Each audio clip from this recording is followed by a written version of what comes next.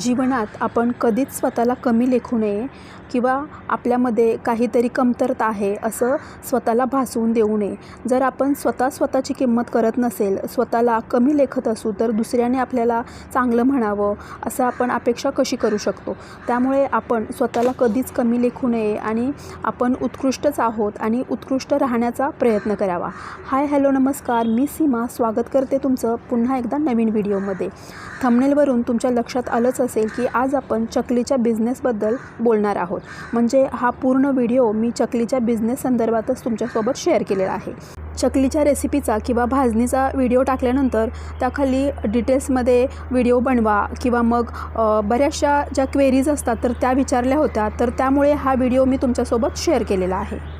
Video थोडा मोठा होऊ शकतो, पण या पूर्ण व्हिडिओमध्ये चकलीच्या बिझनेससाठी लागणारे सर्व डिटेल्स मी तुमच्यासोबत शेअर केलेले आहेत. चकलीची भाजणी जास्त प्रमाणात कशी बनवावी किंवा ती दळून त्याचं पीठ कशा पद्धतीचं असावं आणि चकल्या कशा बनवायच्या, अगदी वजन मापासह पूर्ण व्हिडिओ तुमच्यासोबत शेअर केलेला आहे. त्याचबरोबर नुसत्या चकल्या बनवून चालणार नाही, तर त्या विकण्यासाठी मार्केटिंग कसं करावं आणि त्याचं पॅकेजिंग कसं करावं, हे सर्व अगदी डिटेल्समध्ये या व्हिडिओमध्ये मी तुमच्यासोबत शेअर केलेलं आहे. व्हिडिओ जरी मोठा असला तरी इम्पॉर्टंट आहे आणि तुम्हाला जर घर बसल्या काही बिझनेस करायचा असेल, बऱ्याच जणांचं असं असतं की मुलं स्कूलला जातात तेव्हा लेडीजला घरच्या घरी थोडा वेळ मिळतो दुपारच्या वेळेत वगैरे, तर त्यांच्यासाठी सुद्धा हा व्हिडिओ अगदी उपयुक्त ठरू शकतो. आधी आपण चकली कशी बनवायची ते पाहू आणि त्यानंतर मी भाजणीसुद्धा तुमच्यासोबत शेअर करणार आहे. जास्त प्रमाणात चकलीची भाजणी बनवून मी ती विकते आणि त्याच्यासाठी मी अर्धा किलोचे किंवा 1 किलोचे या पद्धतीने पॅकेट बनवलेले असतात. तर मी इथे तुम्हाला अगदी या वजन काट्यावरती परफेक्ट मोजून दाखवणार आहे. तर इथे मी असे अर्धा किलोचे पाऊच बनवलेले आहेत, कारण मी विकण्यासाठी चकलीची भाजणी बनवली होती. त्यातीलच एक पाऊच घेऊन मी इथे वजन करून दाखवलं. 510 ग्रॅम एवढं याचं वजन भरलेलं आहे. आता याच्यासाठी तेलाचं मोहन किती घ्यायचं, तर मी तुम्हाला या आधीच्या व्हिडिओमध्ये सुद्धा सांगितलं होतं की तेलाचं मोहन हे 10% घ्यायचं. म्हणजे आपण इथे 500 ग्रॅम पीठ घेतलं होतं, तर त्यासाठी आपल्याला 50 ग्रॅम एवढं तेलाचं मोहन घ्यायचं आहे. हे तेल आपल्याला अगदी छान कडकडीत गरम करून घ्यायचं आहे. तर तेल गरम करण्यासाठी मी इथे बाजूला ठेवलेला आहे आणि हा जो पाऊच आहे तो खोलून मी इथे परातीमध्ये टाकून घेते आहे. परातीमध्ये घेऊ शकता किंवा तुम्ही एखाद्या खोलगट भांड्यामध्ये किंवा एखाद्या बाउलमध्ये सुद्धा घेऊ शकता. तर इथे परातीमध्ये मिक्स करून झाल्यानंतर मी एखाद्या भांड्यामध्ये ते भरून ठेवणार आहे. तर इथे बरोबर अर्धा किलो आपण पीठ घेतलेलं आहे आणि वजनी प्रमाणातच इथे आपण तेल घातलेलं आहे. तर इथे पाहू शकता तुम्ही, तेल अगदी धूर निघेपर्यंत छान कडकडीत गरम झालेलं आहे. चेक करण्यासाठी या भाजणीतील थोडीशी भाजणी यावरती टाकली आणि ती छान फसफसली म्हणजे मग ओळखायचं की आपलं हे मोहन अगदी परफेक्ट प्रमाणात तयार झालेलं आहे. हे मोहन या भाजणीवरती म्हणजे या पिठावरती टाकून घ्यायचं आणि पहिल्यांदा आपल्याला उलथण्याने थोडंसं असं मिक्स करून घ्यायचं आहे आणि थोडंसं थंड झाल्यानंतर हाताने या पूर्ण पिठाला हे तेल अगदी छान लावून घ्यायचं. म्हणजे मग आपली चकली ही अगदी खुसखुशीत बनून तयार होते. चकली बनवताना आपल्याला ही गोष्ट लक्षात ठेवायची आहे की मोहन हे अगदी परफेक्ट व्हायला हवं. मोहन जर कमी पडलं तर मग चकल्या कडक होऊ शकतात आणि मोहन जर जास्त झालं तर मग त्या तेलात विरघळतात. त्यासाठी आपल्याला परफेक्ट प्रमाणात मोहन घेणं हे खूप महत्त्वाचं आहे. त्यानंतर इथे पाणीसुद्धा मी वजन करून तुम्हाला दाखवणार आहे. आपल्याला इथे 40% म्हणजे जेवढी आपण चकलीची भाजणी घेऊ त्याच्या 40% म्हणजे आपण इथे 500 ग्रॅम एवढी भाजणी घेतली होती, तर त्यासाठी आपल्याला 200 ग्रॅम एवढं पाणी घ्यायचं आहे. ज्या टोपामध्ये मी तेल गरम केलं होतं तर त्यामध्येच 200 ग्रॅम एवढं पाणी टाकून घेतलेलं आहे. म्हणजे या वाटीनी 1 वाटी एवढं पाणी झालेलं आहे. तर ह्या पाण्यामध्ये आपल्याला राहिलेले मसाले टाकायचे आहेत आणि हे टाकण्यापूर्वी मी जे बाजूला परातीमध्ये पीठ ठेवलं आहे ते हाताने छान चोळून घेतलं होतं. त्यातील थोडीशी क्लिप आहे ती माझ्याकडून मिस झालेली आहे. तर इथे या पाण्यामध्ये आपण मसाले टाकतोय. यामध्ये 4 चमचे मिरची पावडर टाकले. त्याचबरोबर आपल्याला ओवा यामध्ये टाकायचा आहे. याच्यातील अर्धा ओवा मी हातावरती घेऊन या भाजणीमध्ये म्हणजे भाजणीच्या पिठामध्ये असा क्रश करून टाकणार आहे आणि 1 चमचा या पाण्यामध्ये टाकणार आहे. भाजणी बनवताना सुद्धा त्यामध्ये मी ओवा जास्त प्रमाणातच टाकला होता, पण तरीसुद्धा या चकलीची चव अजून वाढावी यासाठी इथे सुद्धा आपण 2 चमचे एवढा ओवा टाकणार आहोत. त्यानंतर अगदी अर्धा चमचा एवढी हळद टाकले. त्याचबरोबर जे सफेद तीळ असतात ते आपल्याला 2 चमचे एवढे टाकायचे आहेत. काळे तीळसुद्धा मी 1 चमचा एवढे टाकलेले आहेत. त्यानंतर चवीनुसार आपल्याला यामध्ये मीठ टाकायचं आहे. तर इथे मी 2 चमचे एवढं मीठ टाकलेलं आहे. तिखट मीठ तुम्ही तुमच्या आवडीप्रमाणे कमी जास्त करू शकता. त्यानंतर यामध्ये आपल्याला हिंग टाकायचं आहे. तर इथे मी अगदी पाव चमचा एवढं हिंग टाकलेलं आहे आणि हे पाणी आपल्याला गरम करून घ्यायचं आहे. आत्ता फक्त आपण याला वरून ओतण्यासाठी हे पाणी गरम करणार आहोत. गरम म्हणजे अगदी याला 1 उकळी येऊ द्यायची आहे, एवढं गरम करायचं आहे. आणि त्यानंतर पीठ मळताना सुद्धा आपण जसं लागेल तसं थोडं पाणी वापरणार आहोत. भाकरीला चिकटपणा येत नसतो तेव्हा आपण भाकरीमध्ये कसं वरून पाणी ओततो, त्याला थोडंसं दाबून ठेवतो आणि नंतर थंड पाणी घेऊन त्याने भाकरीचं पीठ मळतो. तर तसंच आपल्याला इथे करायचं आहे. तर म्हणून मी इथे अगदी 1 वाटी म्हणजे 200 ग्रॅम एवढं पाणी आधी टाकलेलं आहे आणि त्यानंतर लागेल तसं पाणी आपल्याला यामध्ये वापरायचं आहे. अगदी 5-10 किलोची चकलीची ऑर्डर असेल तर कधीच मी एकाच वेळी चकलीचं पीठ भिजवत नाही, बॅचेसमध्ये बनवते. म्हणजे अर्धा किलो आणि एवढी बॅच पूर्ण झाल्यानंतर दुसरं पीठ भिजवून दुसऱ्या चकल्या बनवते. कारण इथे चकल्या मी एकटीच बनवते, त्यामुळे जर एकदम पीठ भिजवलं तरीसुद्धा चकल्या बिघडू शकतात. तर हे जे पाणी होतं त्याला एकदा उकळी काढून घेतली. म्हणजे इथे पाहू शकता तुम्ही या पद्धतीने आपल्याला पाण्याला उकळी काढायची आहे आणि हे उकळलेलं पाणी आहे ते आपल्याला पिठामध्ये ओतून घ्यायचं आहे. मात्र त्याच्या आधी हे पीठ आहे हे हाताने छान मिक्स करून घ्यायचं आहे. तर इथे पाहू शकता तुम्ही, इथे आपण अगदी 1 वाटी एवढंच पाणी वापरलेलं आहे. त्यामुळे सर्व पाणी आपण एकाच वेळी यामध्ये टाकलं तरीसुद्धा चालणार आहे. गरम पाणी यामध्ये टाकल्यानंतर आपल्याला उलथण्याने याला थोडंसं एकसारखं करून घ्यायचं आहे, मिक्स करून घ्यायचं आहे. लगेच यामध्ये हात टाकायचं नाही कारण हे खूप जास्त गरम आहे. त्यामुळे उलथण्याने एकसारखं करायचं आणि त्यानंतर एखाद्या दुसऱ्या भांड्यामध्ये हे पीठ आपल्याला काढून घ्यायचं आहे. तर इथे मी या भांड्यामध्ये हे काढून घेणार आहे आणि याला आपल्याला झाकून ठेवायचं आहे. सर्व पीठ आपण एकाच वेळी मळून घ्यायचं नाही. अगदी 10 मिनिटासाठी पहिल्यांदा आपल्याला हे पीठ अगदी छान दाबून ठेवायचं आहे आणि त्यानंतर याच्यातील थोडं थोडं पीठ घेऊन त्यामध्ये थोडंसं थंड पाणी टाकत आपल्याला हे पीठ मळायचं आहे. तर त्यासाठीच मी या भांड्यामध्ये हे सर्व पीठ काढून घेतलेलं आहे. इथे मी 1 वाटी एवढं पाणी वापरलेलं होतं. याऐवजी तुम्ही अगदी 1.5 वाटीसुद्धा पाणी वापरू शकता. पण काही जण अगदी पहिल्यांदा भाजणीची चकली बनवत असतात आणि मग अगदी पीठ पातळ होण्यापेक्षा थोडंसं पाणी कमी झालं आणि त्यानंतर आपण वरून पाणी वापरलं तरी काहीच हरकत नाही. किंवा मग कधी काय होतं की हे जे पीठ आहे ते दळून आणताना कितपत बारीक दळलं आहे किंवा थोडंसं जाडसर आहे की नाही याच्यावरती सुद्धा याचं पाण्याचं प्रमाण हे अवलंबून असतं. म्हणजे अगदी 2-3 चमच्यांनी कमी जास्त होऊ शकतं. तर इथे हे पीठ मी 10 मिनिटासाठी छान असं दाबून ठेवलं होतं. याच्यावरती जे आपण प्लेट झाकली होती त्याला पाहू शकता तुम्ही पाणी जमा झालेलं आहे. यावरून तुमच्या लक्षात आलंच असेल की या पिठाला छान अशी वाफ बसलेली आहे. या पद्धतीनेच या पिठाला छान अशी वाफ बसणं हे खूप महत्त्वाचं आहे. यामुळे आपल्या चकल्या ह्या एकदम हलक्या फुलक्या बनायला मदत होते. यानंतर थंड पाणी घेऊन अगदी थोडं पाणी यामध्ये टाकत याला आपल्याला मळून घ्यायचं आहे. एकदम पण जास्त पाणी टाकायचं नाही, थोडंसं पाणी टाकायचं आणि हे पीठ छान असं मिक्स करून घ्यायचं. यावेळी तुम्हाला हे पीठ चेक करायचं असेल म्हणजे यामध्ये तिखट मीठ बरोबर झालेलं आहे, कमी जास्त झालेलं आहे हे सुद्धा तुम्ही करू शकता आणि मग जर काही कमी असेल तर तुम्ही आत्ताच टाकू शकता. तर इथे मी या पिठातील एक गोळा बाजूला करून ठेवलेला आहे आणि त्यानंतर हे राहिलेलं जे पीठ आहे, ज्या पद्धतीने आपण ज्वारीची बाजरीची भाकरी वगैरे बनवतो तर त्यासाठी कसं पीठ अगदी छान मळून घेतो तर तसंच पीठ मळून घेणं खूप महत्त्वाचं आहे. चकली अगदी छान हलकी फुलकी होण्यासाठी त्याचं पीठ मळलं जाणं तितकंच महत्त्वाचं आहे. आणि त्याचबरोबर यामध्ये आपण किती प्रमाणात आणि कसलं मोहन वापरतोय किंवा मग पाणी कसं वापरतोय यावरती सुद्धा चकली कशी होणार आहे हे अवलंबून असतं. चकल्या जास्त खुसखुशीत व्हाव्या यासाठी बरेच जण तेलाचं प्रमाण थोडंसं वाढवतात किंवा मग पाण्याचं पण प्रमाण थोडंसं वाढवतात. पण त्यामुळे काय होतं की चकल्या ह्या जास्त तेलकट होतात, जास्त तेल पितात आणि जर मोहन जास्त झालं तर मग त्या तेलात विरघळतात सुद्धा. तर तसं होऊ नये यासाठी आपल्याला जे आपण गरम पाणी वापरतो ते सुद्धा प्रमाणात वापरायला हवं. तर इथे पाहू शकता तुम्ही, इथे आपलं अगदी परफेक्ट असं पीठ मळून तयार झालेलं आहे. याप्रमाणे पीठ मळल्यानंतर त्यामध्ये असं जर आपण बोट रोवून पाहिलं तर तिकडे चिरा पडत नाही. त्याचा अर्थ आपलं पीठ हे अगदी परफेक्ट असं मळून झालेलं आहे असं ओळखावं. त्यानंतर हे पीठ मी या सोऱ्यामध्ये म्हणजे जो शेवगा आहे त्या शेवग्यामध्ये टाकून घेतलेला आहे आणि त्यानंतर लागेल तसं पीठ आपल्याला मळून घ्यायचं आहे. मात्र प्रत्येक वेळी शेवग्यामध्ये पीठ घालताना पीठ मळलं जाणं हे महत्त्वाचं आहे. तर इथे अर्ध पीठ मी भांड्यामध्येच झाकून ठेवलेलं आहे आणि अर्ध्यातलं अर्ध पीठ मी या सोऱ्यामध्ये घातलेलं आहे. इथे पाहू शकता तुम्ही आपली ही चकली बिना तुटता अगदी छान बनू लागलेली आहे. तिचा कलर आणि त्याचे काटेसुद्धा तुम्ही पाहू शकता अगदी छान असे आलेले आहेत. दुसरी महत्त्वाची गोष्ट म्हणजे जेव्हा आपण पीठ मळणार तेव्हा जास्त पाणी वापरून सुद्धा हे पीठ मळायचं नाही, नाहीतर मग चकल्या मऊ पडू शकतात. त्यामुळे आपल्याला थोडंसं घट्टसर हे पीठ मळायचं आहे, म्हणजे त्याला जास्त मालिश करायचं, मात्र जास्त पातळ करायचं नाही. तर इथे पाहू शकता तुम्ही या पद्धतीने मी एकाच प्लेटवरती अशा 4 चकल्या पाडून घेतलेल्या आहेत. याऐवजी तुम्ही एका प्लेटवरती म्हणजे पोहे खायच्या ज्या प्लेट असतात त्याच्यावरती सुद्धा एक चकली पाडू शकता. त्यानंतर इथे तळलेल्या चकल्या काढण्यासाठी इथे चाळणीवरती मी एक टिश्यू पेपर ठेवून घेतलेला आहे आणि त्यानंतर इथे तेल गरम झालेलं आहे की नाही हे चेक करण्यासाठी चकलीतील एक थोडासा छोटासा तुकडा आहे तो तेलामध्ये टाकला, तो लगेच वरती आला, याचा अर्थ आपलं तेलसुद्धा अगदी परफेक्ट असं गरम झालेलं आहे.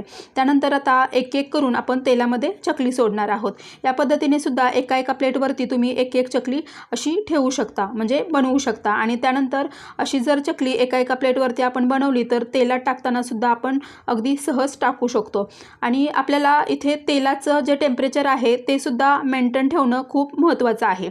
म्हणजे जेव्हा चकली आपण तेलात टाकतो तेव्हा अगदीच तेल हे कमी गरम नसावं, म्हणजे मीडियम गरम असावं किंवा मग जास्त कडकडीत गरमसुद्धा नसावं, नाहीतर मग चकली करपू शकते.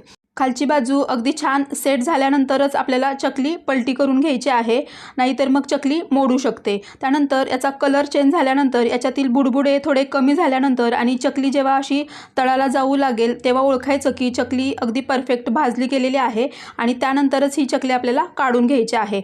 जर मध्येच काढली तर मग चकली कच्ची राहू शकते, त्यामुळे मऊसुद्धा पडू शकते. तर इथे पाहू शकता तुम्ही अगदी परफेक्ट अशी भाजलेली चकली आपण या टिश्यू पेपरवरती काढून घेतलेली आहे. याच पद्धतीने राहिलेल्या चकल्या आपण बनवून घेणार आहोत. तर मला तयार 1.5 किलो चकलीची ऑर्डर होती, म्हणजे मला अर्धा किलोचे 3 पॅकेट्स द्यायचे होते. तर त्यासाठी मला चकल्या बनवायच्या होत्या. सकाळी मी अर्धा किलो भाजणी वापरून चकल्या बनवल्या, त्यानंतर आत्तासुद्धा मी अर्धा किलो भाजणी वापरून चकल्या बनवल्या. साधारण अर्धा किलो भाजणीपासून आपल्याला 750 ते 750 ग्रॅम एवढ्या चकल्या बनवून तयार होतात. त्यामुळे माझ्या सकाळी बनवलेली जी ऑर्डर होती त्या आणि आत्ताच्या ज्या बनवलेल्या आपण चकल्या होत्या त्या अर्धा किलोचे 3 पॅकेट्स भरले आणि त्यानंतर 4-5 चकल्या माझ्याकडे शिल्लक राहिल्या होत्या. म्हणजे अगदी परफेक्ट अशा 1.5 किलो चकल्या आपल्या बनून तयार होतात. शिवाय टेस्ट बघण्यासाठी सुद्धा यातील 1-2 चकल्या गेल्या असतील. म्हणजे साधारण आपण 1 किलो भाजणीपासून 1550 ते 1600 ग्रॅम एवढ्या चकल्या बनवू शकतो. इथे मला 1.5 किलोची ऑर्डर होती, तर त्यानुसार प्रमाण घेऊन मी इथे चकल्या बनवल्या. म्हणजे माझ्या एवढ्या प्रमाणात 1.5 किलो चकल्या अगदी परफेक्ट बनून तयार झाल्या. म्हणजे 1 किलो भाजणीपासून 1.5 किलो एवढ्या चकल्या बनून तयार होतात. त्यामुळे तुम्हाला जर 1 किलोची ऑर्डर घ्यायची असेल तर त्यानुसार किती प्रमाणात भाजणी घ्यायचे हे तुमच्या लक्षात येईल. आता मी मगाशी सांगितल्याप्रमाणे आपल्याला चकल्या बनवायच्या किंवा मग चकल्याची भाजणी बनवायची, त्याचबरोबर मार्केटिंग करणंसुद्धा तितकंच महत्त्वाचं आहे. तर चकल्या बनवल्यानंतर मी जी सकाळची बॅच बनवली तर तेव्हा त्याचं स्टेटस ठेवलं होतं व्हॉट्सअपवरती. तर त्यानंतर मला अजून आता 1 किलोची चकल्यांची ऑर्डर आली आहे. म्हणजे मला टोटल आजच्या दिवसामध्ये 2.5 ते 3 किलो चकल्या बनवायच्या आहेत. म्हणजे एक माझ्या ओळखीच्या आहेत, तर त्यांच्याकडे पण टेस्ट करण्यासाठी सुद्धा चकल्या पाठवायच्या आहेत. तर इथे पाहू शकता तुम्ही मी सकाळी बनवलेल्या चकल्या, नंतर आत्ता बनवलेल्या आणि त्यानंतर मी झोपण्यापूर्वी पण चकल्या बनवल्या आणि जोपर्यंत गरम होत्या तोपर्यंत या टोपल्यामध्ये आणि त्यानंतर या टोपामध्ये अशा उभ्या करून ठेवल्या आणि जेणेकरून त्याच्यातील पूर्ण तेल हे निथळून खाली जाईल. आणि त्यानंतर सकाळी मी या चकल्या पॅक करण्यासाठी घेतल्या होत्या. तर या ज्या चकल्या होत्या त्या माझ्या जवळपासच जाणार होत्या, त्यामुळे असे जे झिपलॉकचे पॅक असतात तर त्याच्यामध्ये भरले होते. आणि त्यानंतर मला जी दुसरी 1.5 किलो चकल्यांची ऑर्डर होती तर ती लांब जाणार होते, म्हणजे पंढरपूरला जाणार होते. तर ते त्यांनी सांगितलं होतं की त्याचं पॅकिंग अगदी व्यवस्थित करून द्या, कारण प्रवासात घेऊन जाणार आहे. तर या पद्धतीने मी याचं पॅकिंग केलं होतं. झिपलॉकच्या पॅकिंगपेक्षा या कंटेनरचं पॅकिंग आहे ते आपल्याला महाग पडतं आणि त्यानुसारच आपल्याला कस्टमरला रेट सांगायचा आहे. जो पण पदार्थ आपण बिझनेसच्या उद्देशाने बनवलेला असतो तर त्याचं मार्केटिंग होणंसुद्धा महत्त्वाचं असतं. त्यामुळे आपण टेस्टसाठी इतरांना देऊ शकतो, त्यामुळे माउथ पब्लिसिटी होते. आणि त्याचबरोबर आपल्या व्हॉट्सअपच्या स्टेटसला ठेवायचं किंवा मग फेसबुकवरती स्टोरी टाकायची किंवा मग इंस्टाग्रामला पण आपण स्टोरी टाकू शकतो. यामुळे सुद्धा आपल्याला भरपूर ऑर्डर भेटतात. यानंतर आपण घरच्या घरी चकलीची भाजणी कशी बनवायची ते पाहतोय. आपण इथे चकलीसाठी लागणारं सर्व साहित्य घेतलेलं आहे आणि आपल्याला किती प्रमाणात चकली बनवायची आहे किंवा किती प्रमाणात चकलीची भाजणी बनवायची आहे त्यानुसार हे सर्व साहित्य मी आधीच त्याची लिस्ट काढून आणलेलं आहे। आणि आता आपल्याला हे सर्व साहित्य व्यवस्थित साफ करून घ्यायचं आहे आणि इथे वापरलेलं जे सर्व साहित्य आहे ते अगदी प्रमाणासह मी डिस्क्रिप्शनमध्ये देणार आहे। त्यानंतर आपण आता तांदूळ धुवून घ्यायचे आहेत। तर इथे मी हे पेपर असे अंथरून घेतलेले आहेत आणि त्यावरती आपल्याला कॉटनचं एखादा कपडा, चादर वगैरे हे सर्व टाकून घ्यायचं आहे। ही तयारी आपल्याला आधीच करून घ्यायची आहे, म्हणजे जसे आपण तांदूळ किंवा डाळी वगैरे जे काही धुवायचं असेल ते धुत जाऊ तसं आपण याच्यावरती टाकू शकतो। आपण तांदूळ धुतल्यानंतर या बेडशीटवरती आपण पसरणार आहोत तेव्हा एक्स्ट्राचं जे पाणी असतं ते खाली अंतरलेल्या पेपरमध्ये ॲब्झॉर्ब होतं आणि त्यामुळे वरती आपण तांदूळ किंवा अगदी भाज्या धुतानासुद्धा आपण ही ट्रिक वापरू शकतो। त्यामुळे वरती आपण जे काही अंतरलेलं आहे किंवा वरती आपण जे काही पसरून घेणार आहोत ते अगदी पटकन सुकलं जातं। त्यामुळे ही ट्रिकसुद्धा आपल्यासाठी उपयुक्त ठरू शकते। तर इथे मी 2 पाण्याने हे तांदूळ स्वच्छ धुवून घेणार आहे। चकली बनवताना शक्यतो आपल्याला जुना तांदूळ वापरायचा आहे। आपल्याला शक्यतो जर रेशनचा तांदूळ भेटला तर रेशनचाच तांदूळ वापरायचा। रेशनच्या तांदूळमुळे आपल्या चकल्या ह्या अगदी छान बनतात। किंवा जर तुम्हाला रेशनचा तांदूळ नाही भेटला तर कोणताही जुना तांदूळ वापरायचा, ज्या तांदळाचा भात चिकट होणार नाही असा तांदूळ आपल्याला वापरायचा आहे। तर इथे मी हे तांदूळ याच पद्धतीने धुवून घेणार आहे। तांदूळ हे शक्यतो धुवूनच घ्यायचे। जर तुम्हाला डाळी वगैरे धुवायच्या नसतील तर डाळी नाही धुतल्या तर चालतील, पण तांदूळ मात्र धुवून घ्यायचे। 1 ते 2 वेळा असं स्वच्छ धुवून घ्यायचं आणि जास्त पण पाण्यामध्ये हे भिजत ठेवायचं नाही, नाहीतर मग सुकायला वेळ लागू शकतो। कारण आपण इथे हे तांदूळ किंवा ज्या डाळी वगैरे तुम्ही धुणार असाल तर ते उन्हामध्ये न सुकवता आपल्याला फॅन खाली सावलीतच सुकवायचे आहे। त्यामुळे जास्त वेळसुद्धा हे तांदूळ किंवा डाळी पाण्यामध्ये ठेवायच्या नाहीत। त्यामुळे अगदी पटकन आपल्याला असं चाळणीवरती घेऊन सुद्धा तांदूळ धुता येतात। तर या पद्धतीने 1-2 वेळा फक्त तांदूळ धुवायचे, म्हणजे जेणेकरून त्यामध्ये जे काही गढूळ पाणी वगैरे किंवा जो काही कचरा असेल तो निघून जाईल। तर इथे आपण आधीच ही बेडशीट अंथरून घेतली होती, त्यामुळे पटकन आपण यावरती तांदूळ असे पसरू शकतो। इथे मला 10 किलोची चकली भाजणी बनवायची होती, त्यामुळे इथे मी तांदूळ जास्त प्रमाणात घेतलेले आहेत आणि हे तांदूळ धुवायला मला जास्त वेळ लागला होता। परंतु मी तुम्हाला इथे 2 ते 3 वेळास हे तांदूळ धुवून दाखवले आहेत आणि त्यानंतर राहिलेले तांदूळ मी याच पद्धतीने धुवून असे पसरून सुद्धा घेतलेले आहेत।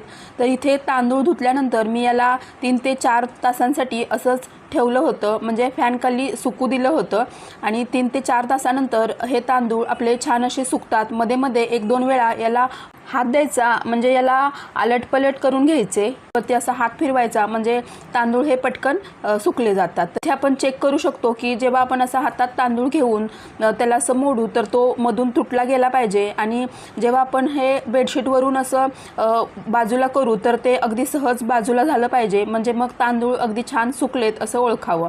आता तांदूळ आपले सुकलेले आहेत, त्यानंतर आपण सर्व साहित्यसुद्धा ओल्या कपड्यावरती घेऊन, म्हणजे ज्या डाळी वगैरे होत्या त्या मी पुसून घेतलेल्या आहेत। चकली भाजणी भाजण्यासाठी सर्व साहित्य मी इथे प्रमाणात काढून घेतलेलं आहे। तांदूळ धुवून घेतलेले आहेत आणि पोहे व्यवस्थित चाळून आणि पाकडून घेतलेत। बाकीचे मसालेसुद्धा काढून घेतलेले आहेत आणि इथे डाळी मात्र मी ओल्या कपड्यावरती पुसून घेतलेले आहेत, म्हणजे कपडा थोडासा ओला करायचा आणि त्याच्यावरती यातील थोडंसं धान्य, म्हणजे ज्या डाळी आहेत त्या टाकून मी थोड्या पुसून ह्या भांड्यामध्ये काढून घेतलेले आहेत। इथे मी जे साहित्य घेतलेलं आहे ते 10 किलो भाजणीसाठी लागणारं सर्व साहित्य घेतलेलं आहे आणि याचं प्रमाण मी डिस्क्रिप्शनमध्ये दिलेलं आहे। आणि अशाच पद्धतीने सर्व धान्य आपल्याला एकत्र मापून घ्यायचं आहे, म्हणजे काही साहित्य मिस होणार नाही। त्यानंतर भाजल्यानंतर ते धान्य पसरवून ठेवण्यासाठी इथे मी बेडशीटसुद्धा आधीच अंथरून ठेवले, म्हणजे आयत्या वेळी घाई होणार नाही। आता आपण भाजणी भाजायला सुरुवात करतोय। तांदूळ हे आधी भाजायचे आणि अगदी मंद आचेवरती भाजायचे, म्हणजे मग ते अगदी छान खरपूस भाजले जातात। जास्त पण डाग पडेपर्यंत भाजायचे नाहीत, याला असं सतत हलवत राहायचं। आणि इथे आपण जेव्हा अशी भाजणी भाजतो तेव्हा जाड बुडाची कढई आपल्याला वापरायची आहे। 2 ते 3 मिनटं भाजल्यानंतर इथे पाहू शकता तुम्ही आपले तांदूळ थोडेसे फुललेले आहेत आणि इथे मी तुम्हाला फरक दाखवते की तांदूळ व्यवस्थित भाजले गेलेत हे कसं ओळखावं। तर जे तांदूळ भाजलेले आहेत ते थोडेसे जास्त सफेद दिसत आहेत आणि जे बिना भाजलेले तांदूळ आहेत ते थोडेसे डार्क दिसत आहेत। त्याच्यावरून ओळखायचं की तांदूळ आपले अगदी छान फुलले गेलेले आहेत। इथे सुद्धा तुम्ही फरक पाहू शकता। तर इथे मी हे तांदूळ भाजल्यानंतर चाळणीवरती काढून घेतलेले आहेत, म्हणजे त्याच्यामध्ये जी भाजी भाजल्यानंतर वाफ वगैरे असते ती अगदी निघून जाते चाळणीवरती। त्यामुळे पहिल्यांदा चाळणीवरती काढायचं आणि त्यानंतर इथे आपण आधीच चादर अंथरून घेतली होती त्याच्यावरती आणून असं पसरून ठेवायचं, म्हणजे अगदी पटकन थंडसुद्धा होतात। तर याच पद्धतीने आपण तांदूळ असे भाजून घेणार आहोत। अगदी जास्त करपवायचे नाहीत, फक्त फुलेपर्यंत आपल्याला हे तांदूळ भाजायचे आहेत। चकलीच्या भाजणीसाठी आपल्याला खूप पेशन्सनी काम करावं लागतं, म्हणजे अगदी मंद आचेवरती हे सर्व जे पदार्थ आहेत ते आपल्याला छान असे भाजावे लागतात। त्यामुळे हे किचकट काम आहे, त्यामुळे हे काम आपण आधीच करायचं, घाई गडबडीत हे काम करायचं नाही। सर्वांना आवडणारा पदार्थ म्हणजे चकली असतो आणि चकली ही छान व्हायलाच हवी, त्यामुळे ही भाजणी त्यासाठी आपली भाजणी चांगली असायला हवी। त्यामुळे भाजणी ही आपण अशी सावकाश आणि आपल्याला जेव्हा जास्त वेळ असतो अशा वेळीच करायची। आणि त्यानंतर इथे आपले सर्व तांदूळ भाजून झाल्यानंतर जे राहिलेलं साहित्य होतं ते सुद्धा मी मंद आचेवरती अगदी छान फुलेपर्यंत भाजून घेणार आहे। इथे आपल्याला साबुदाणे सुद्धा थोडे वापरायचे आहेत। साबुदाणे वापरल्यामुळे आपल्या चकलीला छान असा चिकटपणा येतो, त्यामुळे चकली आपण जेव्हा पाडतो तेव्हा त्याचे वेढे न तुटता अगदी छान येतात। त्यामुळे आपल्याला साबुदाणे हे अगदी थोड्या प्रमाणात वापरायचे आहेत। त्यानंतर इथे आपण डाळ वापरलेली आहे, ही चणा डाळ मी कपड्यावरती घेऊन छान पुसली होती आणि इथे आपण डाळवं सुद्धा वापरणार आहोत। डाळवं म्हणजे फुटाण्याची डाळ, तर फुटाण्याची डाळसुद्धा चकलीमध्ये आपल्याला वापरायची आहे। यामुळे आपल्या चकल्या ह्या एकदम हलक्या फुलक्या व्हायला मदत होते। तर इथे डाळसुद्धा आपल्याला अगदी मंद आचेवरती सतत हलवत भाजून घ्यायचे आहे। आपण इथे जे पण साहित्य वापरलेलं आहे ते सर्व अगदी छान पुसून आणि तांदूळ धुवून घेतले होते आणि त्यानंतर याला छान मंद आचेवरती अगदी खरपूस भाजून घेतलेलं आहे। त्यामुळे ही चकलीची भाजणी अगदी जास्त दिवसांसाठी छान टिकते सुद्धा।